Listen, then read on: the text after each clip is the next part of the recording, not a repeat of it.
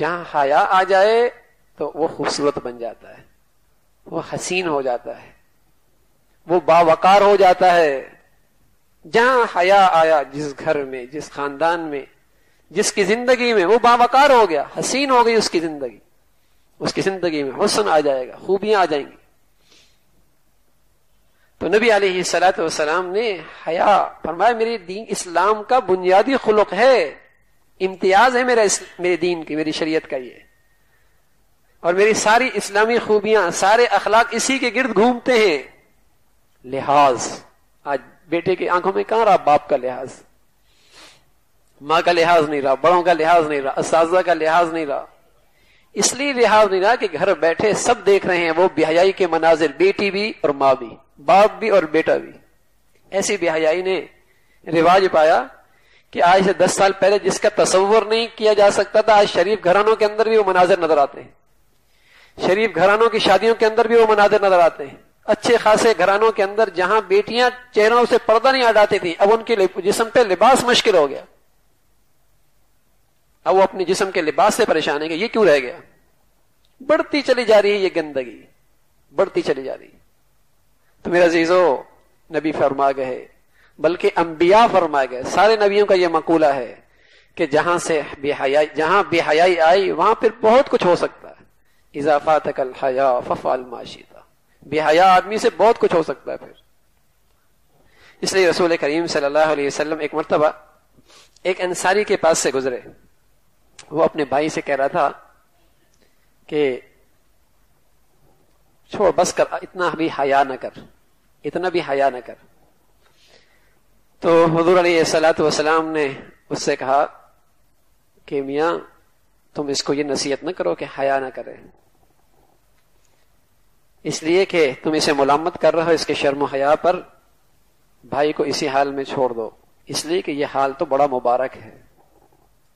شرم و حیا تو ایمان کی ایک شاخ ہے، ایمان کا ایک ثمرہ ہے۔ اگر شرم و حیا کی وجہ سے بسا اوقات دنیا کے اندر سے کوئی مفادات میں کمی آ بھی گئی، لیکن آخرت کے لحاظ سے بڑا ہی قابل، جسے کہیں کہ قابل اجر ہے، اس پر اللہ بڑا راضی ہوتا ہے۔ اس لیے حیا کے بارے میں ملامت نہ کرنا کسی کو۔ بس اوقات لوگ سمجھاتے ہیں ارے اتنا بھی شرم و حیا نہیں ہونا چاہیے، یہ کیا کزن سے بھی شرم و حیا کر رہی ہے، یہ کیا کر رہی ہے، کالج میں ہر ایک سے الگ ہو کے بیٹھی ہے، الگ ہو کے بیٹھا ہے۔ یار گھل مل کے رہو، دنیا ہے۔ ہاں، یعنی بڑے خیر خائی میں سمجھانے والے بیٹھتے ہیں، یار اتنا بھی نہیں، کیا نظر ہی نہ اٹھاؤ تم۔ یعنی کیسی غیرت ختم ہو گئی اور کیسے دیوس پنا آ گیا کہ باپ اپنی بیٹی جوان کو لے کے جاتا ہے اور دوسروں سے مسافہ کرواتا ہے۔ یعنی دیوسیت کی حد ہے نا۔ اور تو حیا کی چادر اوڑے تو مرد کہتا ہے یہ کیا، باہر نکلو، میں نے دوستوں کے پاس جانا ہے، تم نے وہاں اس حال میں جانا ہے۔ یعنی حد ہو گئی اندر سے حیا کی رخصت ہونے کی، لیکن اسے عیب بھی نہیں سمجھا جا رہا، کمال سمجھا جا رہا ہے۔ کیوں؟ اس لیے کہ اس گندی تہذیب نے برائی کو کمال بنا کے پیش کر دیا، بے حیائی کو ثقافت کا رنگ دے دیا، اور ریانیت کو جسے کہیں کہ ترقی یافتہ سمجھا کے دلوں میں ڈال دی، یہ بڑا ترقی یافتہ ہے۔ یعنی جس کے گھر میں جتنا جسم پہ لباس کم ہے اتنا ترقی یافتہ، ہاں، اور جس کے گھر میں جتنی اوریانیت بڑھ گئی اتنا روشن خیال۔ انا للہ و انا الیہ راجعون۔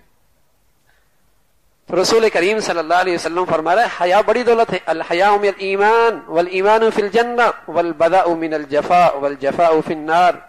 حیا ایمان کی شاخ ہے اور ایمان کا ثمرہ ہے، ایمان کی جگہ جنت ہے، اور بے حیائی بے شرمی بدکاری سے ہے، اور بدکاری والے جہنم میں جائیں گے۔ پھر آپ علیہ الصلوۃ والسلام نے فرمایا الحیاء والایمان قرناء جمیعا اذا رفع احدهما رفع الاخر۔